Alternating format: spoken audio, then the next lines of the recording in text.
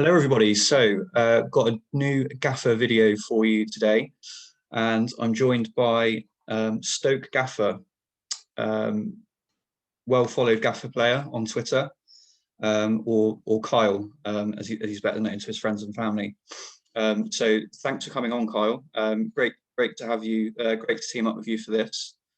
Thanks for having me, Martin, and should be good to have a closer look at two of the key games coming up in the next four, and look ahead to the next 4 game weeks, so we can start to plan after 28 as well as double game week 28. Yeah, perfect. So that's exactly what we'll do. So Kyle, you're gonna run us through some of the key fixtures and key players we might be looking at in those fixtures. And then once you've done that, I've got some stuff for us on a few teams that we might want to look at in kind of more general terms. So we'll have a look at Bournemouth, the poor run that they've been on. Jason Tyndall has left this week, and then we'll look at so there's a team in poor form that we might want to consider what we do about Bournemouth, and then we'll look at QPR and Sheffield Wednesday. A couple of teams that are in great form that are maybe going under the radar. So let's start with you then, Kyle. So first up, you'd like to talk about Brentford versus Reading.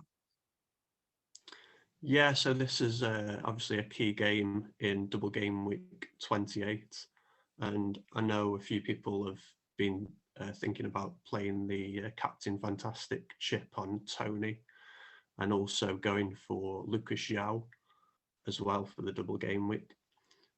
So I thought we'd look at this as a key game because it kind of dictates the strategy that you might take in terms of transfers and captains for game week 28. So the last game between the two teams was back in December, which was game week 19. Brentford ran out to comfortable 3-1 victors in this game. They were 3-0 up at half time and could rest a few players for their Carabao Cup semi-final, which was also the reason they started a weakened team to rest a few players for the game against Tottenham, which was very important for them. With Reading, so they had a weakened team for a different reason. They were hit by a number of key injuries to the team. So Joao, Mate, Swift, Morrison and Richards were all out injured for this game. And it just shows how much the Championship can change over a short period of just over a month. So I thought we'd look at this game as not an indicator, but more to show the two squad depths, because we know Brentford have a lot of strength in depth. Reading don't have that in abundance, but we know what their starting 11 is capable of. So in this game, it was very open and maybe end to end over the 90 minutes. But it was very different with both teams having first choice squads available. So we'll look at the starting lineups that are likely to play in this key double game week match. So as we can see, the Reading first choice lineup is very similar to the most recent game because John Swift and Mate are now back. Mate came on the 88th minute, so probably isn't back to full fitness yet.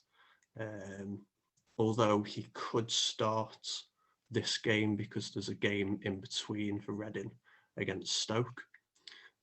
So we think that Mate could come in for one of Elise and Swift So who do you think drops out of that team for Mate, or do you think that winning team will carry on playing, Martin?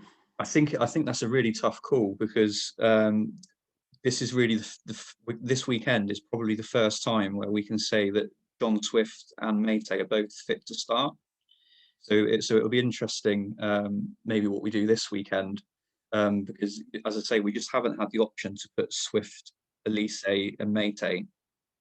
We haven't been in a situation yet where we've had to pick two out of those three, because one or both, or even all three of them, have been out at different points.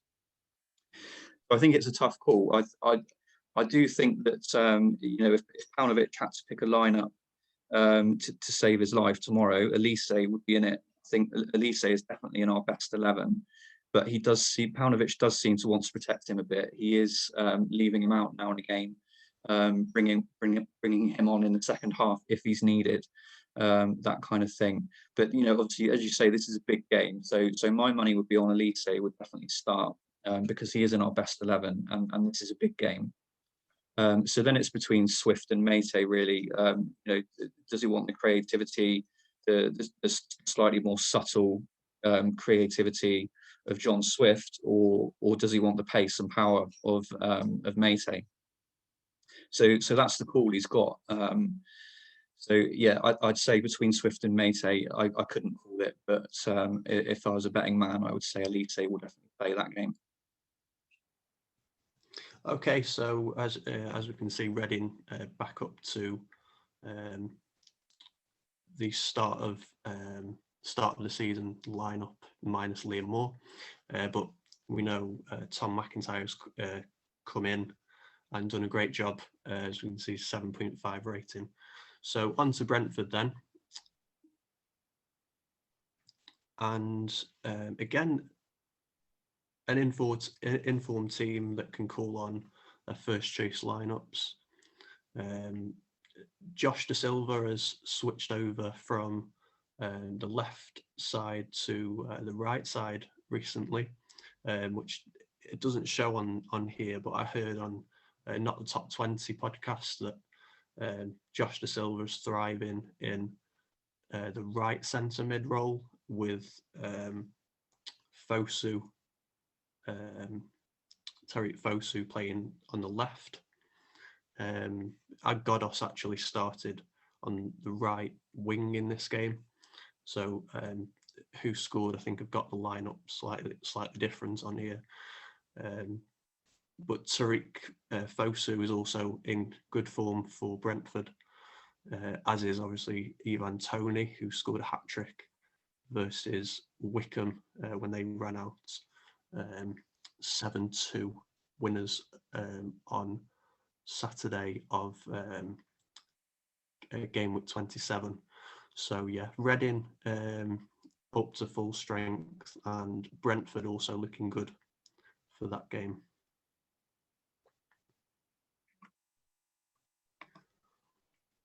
On to the next key game. This is in Gameweek 29. So Norwich v Stoke. And in the reverse game, if we can just go back onto the reverse game earlier on in the season. So this was in game week 13 on the 24th of November.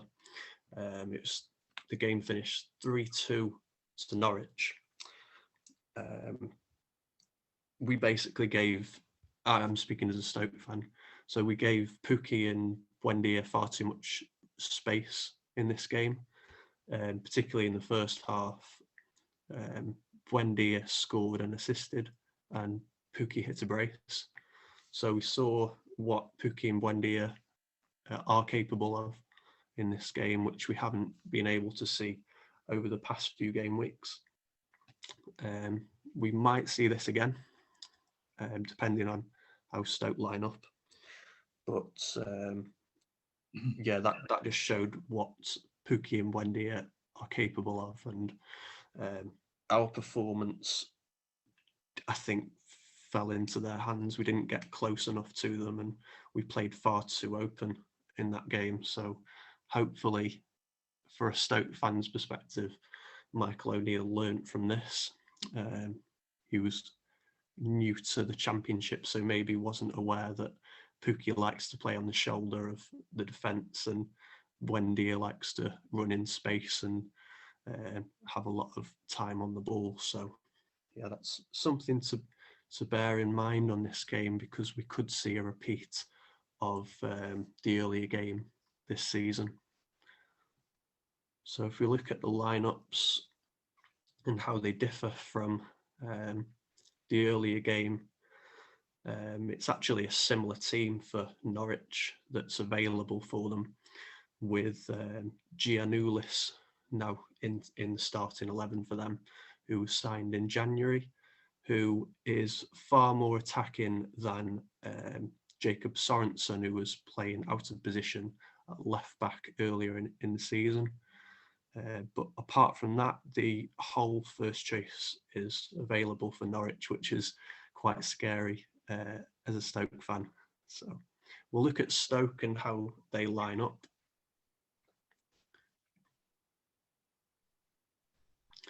So we've switched recently to a 4-3-3, and I think we've started to play more on the front foot in games and try to keep possession more than earlier in the season, when we played 5 at the back and basically just wanted to stop teams and keep clean sheets. So Jack Clark has come into the team, our January signing on loan from Tottenham. Jordan Cousins is on the first choice 11, but he hasn't played very often this season. It's much more likely that John Obi Mikel plays in front of the defence.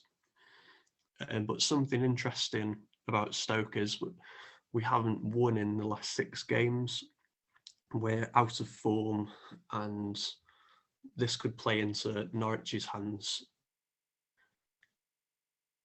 So yeah, I'm feeling wary as a Stoke fan about this game, and fearful of what Buendia and Pukki are capable of, especially Buendia. I think we can stop Pukki by playing a little bit deeper and trying to stop those runs in behind the defence, but it's quite hard to stop Buendia, and I really don't think we're capable of doing that, because if we drop deeper, Buendia is going to have more space in front of the defence to work his magic, and John Obi Mikel is not able to do a man marking job at his age, because he's not mobile enough to stick with his man throughout the game. Yeah, it's probably not an ideal matchup, that, is it? I think Buendia is a match for absolutely anybody in this league. Probably a bit too good for this league, but good for Norwich. So would you consider, knowing that, would you consider Buendia as a possible captain for game week 29? Yeah. From what you said, I mean, if you're worried about the way the Stoke midfield can or maybe can't deal with a player like Buendia, then he's definitely an option, isn't he? Obviously, midfielders get a bit more points for their goals, don't they? A bit more. It's the same. It's 5 points across the board. So. Oh, is it? Sorry, I'm going into FPL mode. Apologies. So it's 5 points across the board. Okay. But I mean, it doesn't hinder Buendia. We've seen him keep up with the forwards at times this season and outscored Pukki. So over the season, Buendia has been the one that's been much more effective for Norwich. And I think that's probably a result of teams wising up to, well, not wising up, but playing to stop Pukki getting in behind the defence and feeding off Buendia's through balls. Yeah. There's a thing about Buendia as well. He's a bit more prone to picking up those performance points, isn't he? Than some of the other Norwich players. He's a real bonus magnet in Gaffr for key passes, because he averages over 3 key passes per game. So yeah, I think he's slightly better than Pukki, but we'll talk more about Pukki later on in the video. Okay. So this is fixture analysis for game week 28 to game week 31. So going into game week 28 as we shoot this video, we're looking at the next 4 game weeks. So as you can see highlighted in green, good attacking fixtures for the strong attacking teams, Blackburn, Bournemouth and Brentford. I know, Martin, you want to talk in more detail about Bournemouth later on, but this could be a turning point for Bournemouth as they've just sacked Jason Tindall. So obviously everyone owns Tony at this point, and you'd be stupid not to, really, with a double game week to come and good fixtures after that. And the same with Armstrong, although Bradley Dack is back in the team and could prove to be a good alternative to Adam Armstrong, with other strikers like Pukki and Lucas Joao available and coming into a good fixture runs, scoring goals this season. Lucas Joao is up there with Armstrong and Tony for goals per game.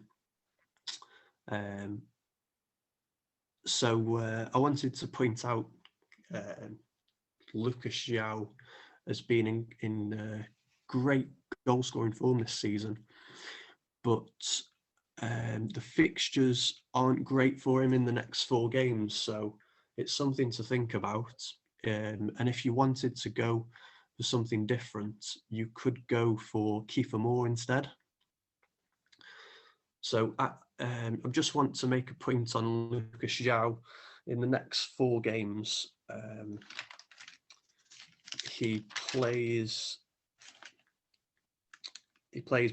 Brentford and Stoke in the double game week, and then Middlesbrough and Millwall after that. So up against some tough defences there. And from earlier in the season, we can see that he didn't play against Brentford, he blanked against Stoke, and he blanked against Middlesbrough in the rare blanks that he's had this season. When you look at that, it looks like he scores pretty much whenever he plays, but there are exceptions and he is capable of blanking. So that's something to bear in mind.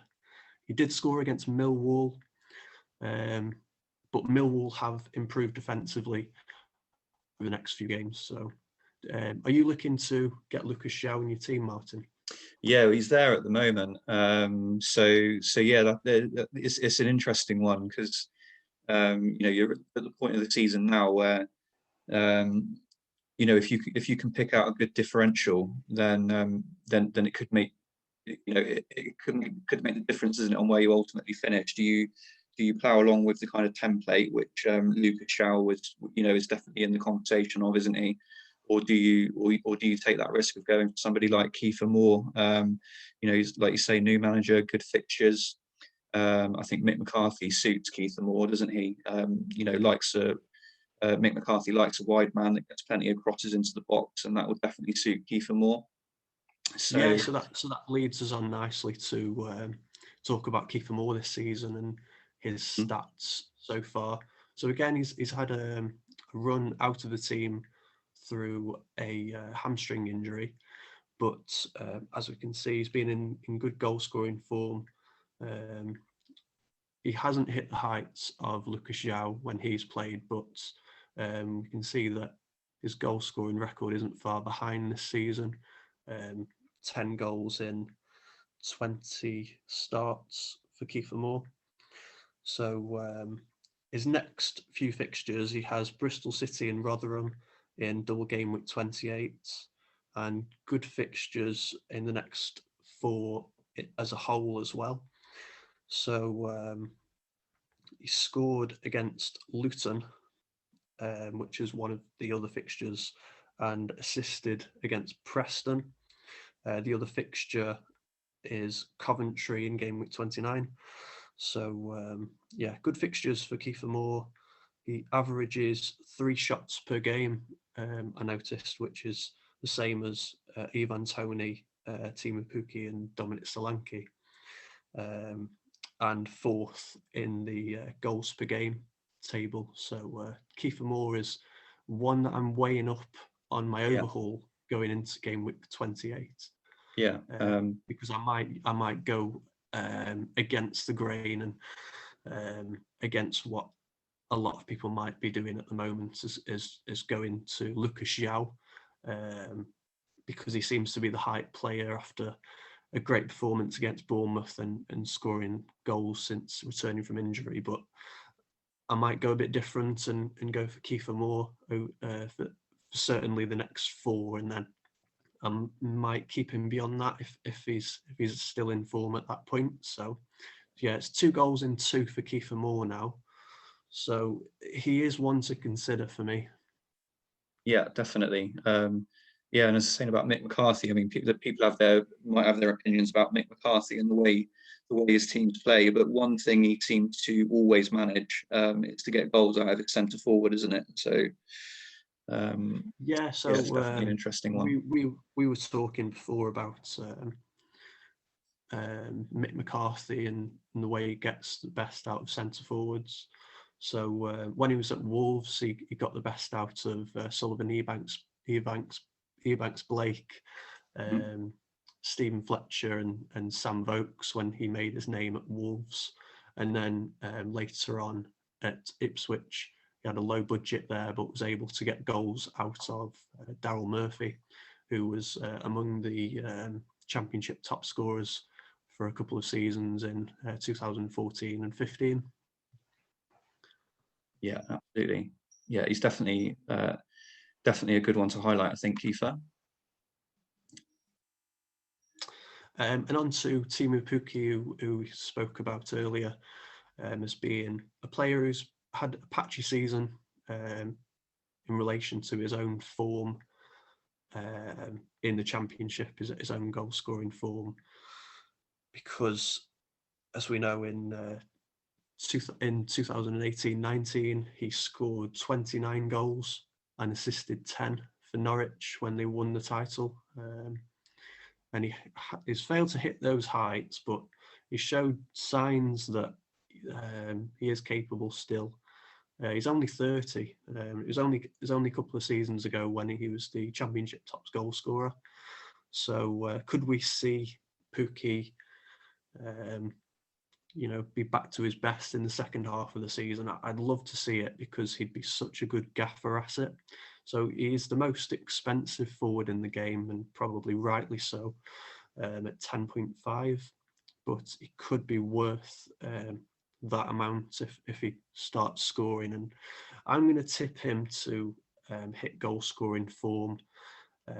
I made a note in the fixture analysis that the next 3 games after Swansea from game week 29 are good fixtures for Pukki.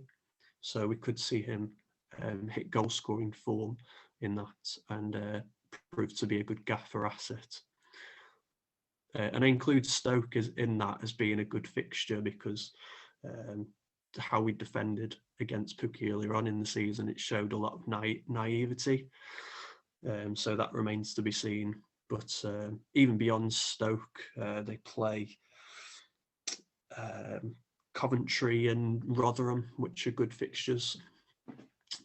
Pukki didn't play against Coventry, and he was a second half sub against Rotherham, so we didn't see what he was able to do it in those fixtures, but we will be able to over the next few games. Yeah, definitely. I remember he was in my team for that 1-0 against Barnsley, and if I remember it rightly, he could have had a hat trick in that game. So maybe it can start rolling for him. He's definitely takes up all the right positions. He's got the right supply line. So yeah, I mean, you'd expect him to have a hot streak at some point in the season, wouldn't you? So yeah, why not now? Yeah, and Buendia has probably been the more effective player for Norwich this season. As I said previously, teams have dropped a little deeper to cope with the threat of Pukki and try to nullify those runs in behind. But we could see that flip on its head in the second half of the season. Teams might approach Norwich slightly differently and try to man mark Buendia, but that could fall into Pukki's hands as he's left in more space than previously in the season. Yeah, absolutely. Okay, so that's Teemu Pukki. So that concludes, Kyle, your sort of look at the key runners and riders in terms of specific fixtures, specific players we might focus on. So what I thought we might do now is have as I said at the beginning, have a sort of general chat about a few teams. So first of all, Bournemouth. So I started putting this graphic together earlier in the week, before Tyndall had been sacked, and before they'd lost at home to Sheffield Wednesday. So the conversation I wanted to kind of start, what I had in my mind was, should we be looking at moving away from Bournemouth assets? But now Tyndall's gone, maybe you flip that around and say, should we back them? If people are getting nervous about Bournemouth's form, should we back them to turn it around? So you can see why Tyndall's been sacked. Their away record in general through the whole season is pretty bad. So they've only won 4 out of 14, drawn 6, lost 4. They've failed to score in a good number of away games, conceded in nearly 3/4 of them. And in terms of Gaffr points, they've conceded in both halves of a fair handful as well. And then in the last 6, 1-1, drawn 2, lost 4, not really scoring goals. 1 win in the last 8, and haven't won at all in the last 5. So what do you think, Kyle? I saw you tweet. I think it was this morning that you felt they've had the best squad in the league, but Tyndall was kind of just messing about with them a bit. So would you back them to come out of this slump now?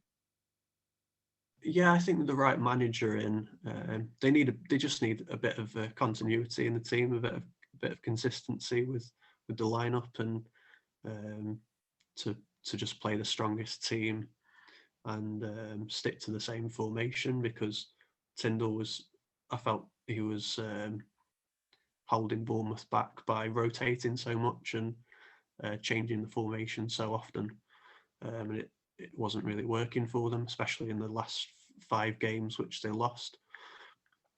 So yeah, we could see an upturn in form, particularly in attacking, because they weren't scoring goals over the last 5 games. But we could see a return to form for the likes of Dominic Solanke and Junior Stanislas, Arnaud Danjuma and David Brooks, who really should be starting week in, week out. I know Stanislas was out injured for a few games, but that front 4 should really be playing week in, week out, and with the quality of those players, they should be scoring goals for fun and at the top of the Championship. But it just hasn't played out that way so far.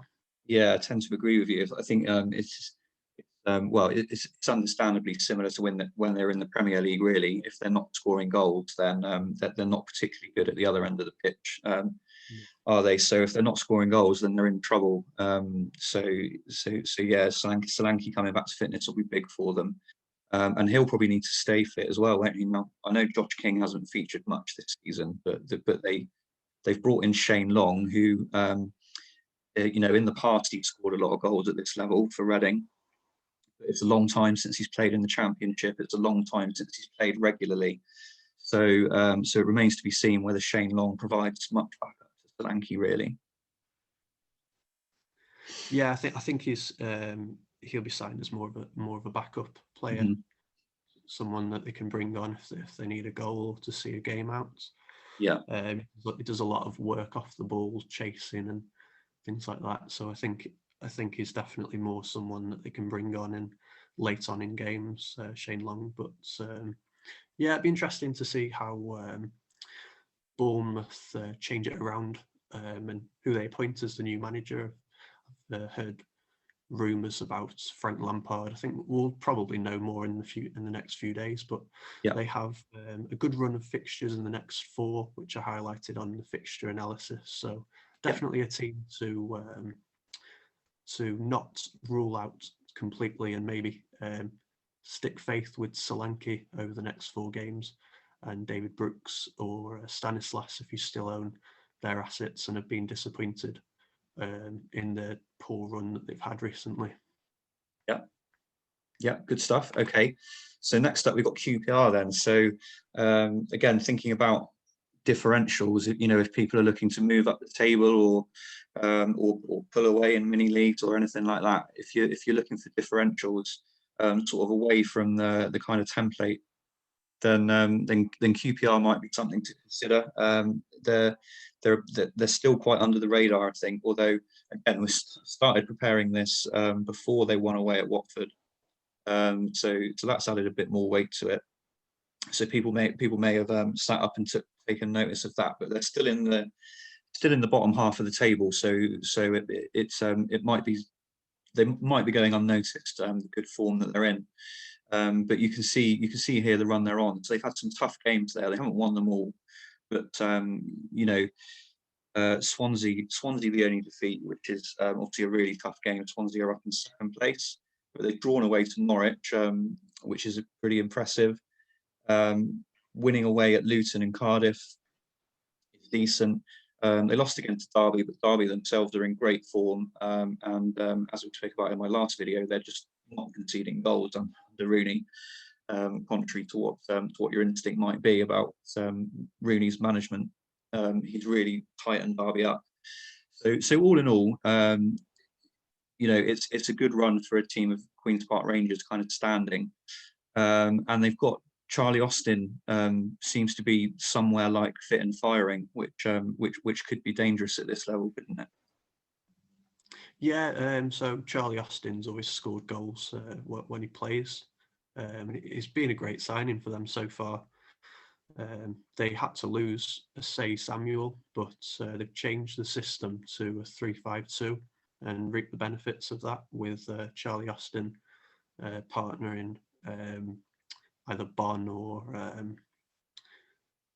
the other striker that I can't remember at the moment that was playing earlier on in the season.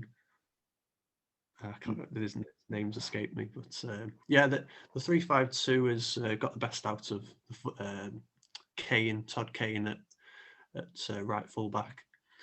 So he's been bombing on and creating chances for them. Elias Chair's been playing well in the hole behind the strikers. And yeah, they've been better defensively. They've been better overall in the past few games, as you can see by the results. So yeah, it's been encouraging for QPR, and maybe Charlie Austin could become an asset later on in the season if they keep this up. Yeah, but yeah, Elias Chair is one to keep an eye on. Good key pass stats. So yeah, he's definitely someone to consider. Yeah, definitely. And you can see in the next 4, so they've got their away numbers for the season in general are slightly better than their home numbers, and 3 out of their next 4 are at home. But so they are turning the tide in general. So I'd kind of back them to get their home numbers come trending back towards what their away numbers have been. And I think that stat there that they've scored 79% of their away games. So I think even beyond this game week, these 4 game weeks, sorry, that might be something to think about, even if not for holding QPR assets. Thinking about other assets you've got that are playing at home against them. The instinct might be, QPR at home, that's a good fixture, maybe for a defence. But it's not been the case at all season long. They tend to score away from home more often than not. So yeah, I've found that the hard way this season, captaining players against QPR. So from game week 1, I captained Lewis Grabban away at QPR, and he blanked in that game. He had a few chances, but I was really disappointed. The same with Solanke. I think they drew 0-0 with Bournemouth. So that was a captain blank again against QPR, and I kind of learnt my lesson after that. Yeah, absolutely. Yeah, so you've learnt the hard way. So maybe we can save some other people finding out the hard way with this. Okay, so last up then, Sheffield Wednesday. So Tony Pulis left at the end of December, and he did actually win his last home game. So they've won their last 4 home games, but 3 of them have been without Pulis. So they've got 100% home record since he left, and they are 3rd in the form table for the last 8 games and 4th in the form table for the last 6 games. So obviously they're down at the bottom of the table. They've had a points deduction as well, which is sort of anchoring them down there a little bit. But this is a fairly sustained run of form that they're on now. So again, thinking about differentials, you notice here that Callum Paterson is starting to score pretty frequently. And these are not easy fixtures that they've come on top on as well. So they've beaten Middlesbrough, who are up around the playoff places, Derby, who have been in decent form, lost to Coventry, then they've beaten Preston, again another team that would be hoping for a playoff push.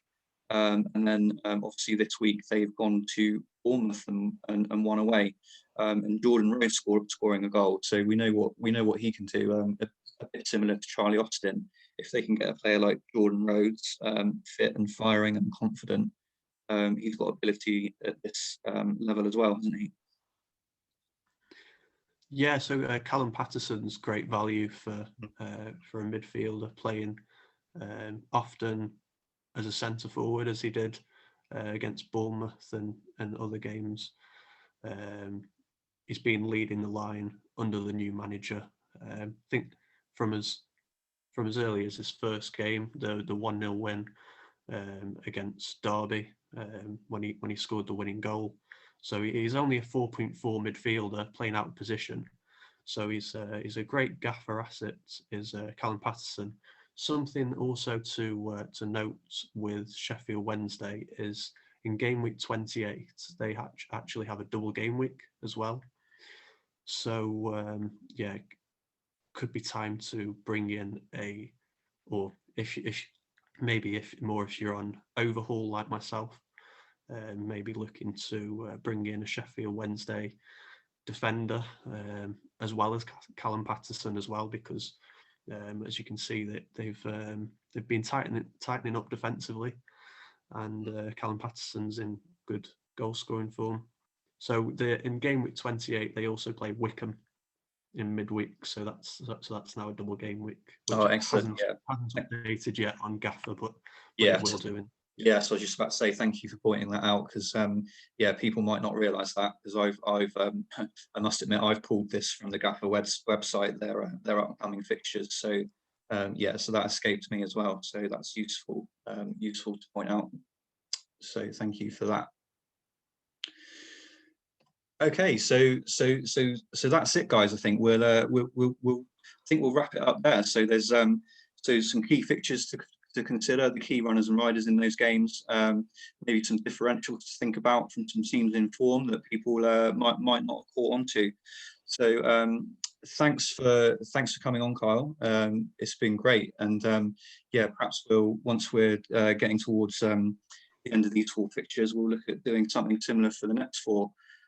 So do engage with us, folks, if you found this useful.